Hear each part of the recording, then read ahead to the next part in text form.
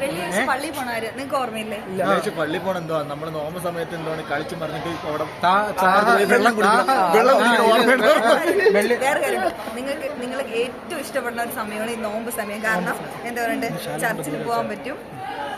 നോമ്പ് സമയത്ത് അടി കിട്ടൂല. 7ാം ക്ലാസ് വരെ നോമ്പ് സമയത്ത് ഉച്ചയ്ക്ക് PT പീരീഡ് ആണെങ്കിൽ നമ്മൾ വെള്ളം കുടിക്കും, എന്നിട്ട് വീട്ടിൽ പോയി നോമ്പ് മുറിക്കും. അങ്ങനെ രാവിലെ നോമ്പുണ്ടെന്ന് പറഞ്ഞ് വന്നിട്ട് രാവിലെ ഈ ഗോതമ്പൂട്ടം കഴിച്ചിട്ടാണ് വരുന്നത് ഗൈസ്. അത് കഴിഞ്ഞിട്ട് ആരും കാണാതെ ഇന്റർവെല്ലിന് പൈപ്പിന്റെ ചോട്ടിൽ നിന്ന് 2 റൗണ്ട് വെള്ളമൊക്കെ കുടിച്ചിട്ട് തിരിച്ചു വന്ന് ക്ലാസ്സിൽ കയറും. അവിടെ ഒരു പറഞ്ഞാവും മരം ഉണ്ടായിരുന്നു, അവിടെയാണ് പോയി കളിച്ചിട്ട് കടന്നു പോയി. നമ്മള് കടലയും മുട്ടയൊക്കെ വാങ്ങിച്ചിട്ട് അവിടെ അത് ആ കടലാണ് ഞാൻ നേരത്തെ പറഞ്ഞില്ല ഗൈസ്, കയ്യിൽ ഇട്ട് പോക്കറ്റ് ഇട്ടേക്ക്. അത്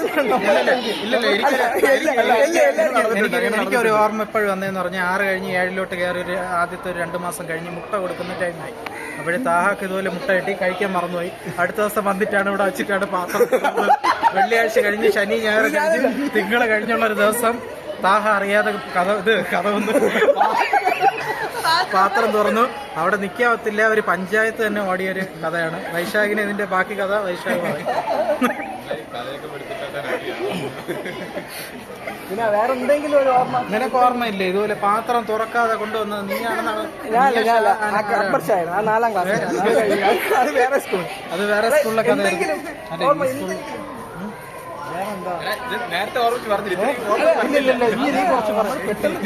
ഇനി കുറച്ച് നീ പറഞ്ഞു. വവ്വാല് ചപ്പിട്ടിട്ടുള്ള ബദാം പരിപ്പ് കഴിക്കുമായിരുന്നു. അത് മെയിൻ ആനസായിരുന്നു. അനസി സ്കൂളിൽ പറഞ്ഞതേ ബദാം കഴിക്കാനുണ്ട്.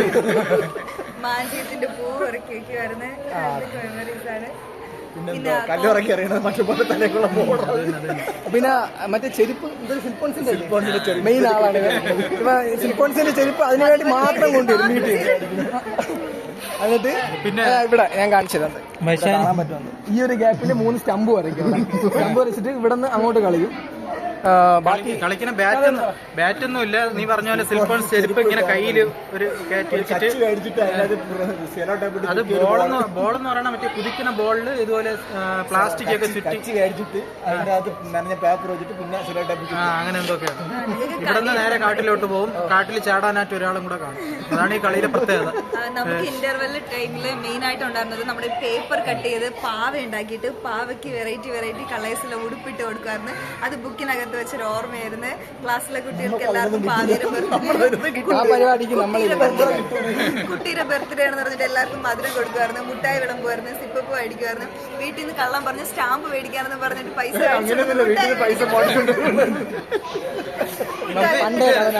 എനിക്കൊരു കാര്യം കൂടെ പറയാനുണ്ട്. ഇത് പറഞ്ഞപ്പോ ഇത് പ്രത്യേകിച്ച് കട്ട് ചെയ്യണം കേട്ടോ. ഇത് എന്നിട്ട് ഗ്രൂപ്പ് ഇടണം. ആൻസി പറഞ്ഞ കാര്യം ആൻസിന്റെ വീട്ടുകാർക്കും കൂടെ അയച്ചു കൊടുക്കാനാണ്.